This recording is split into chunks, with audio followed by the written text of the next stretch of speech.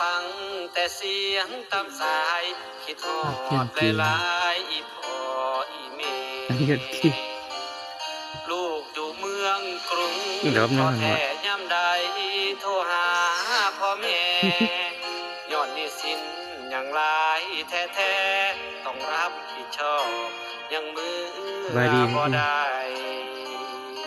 สบายดีจริง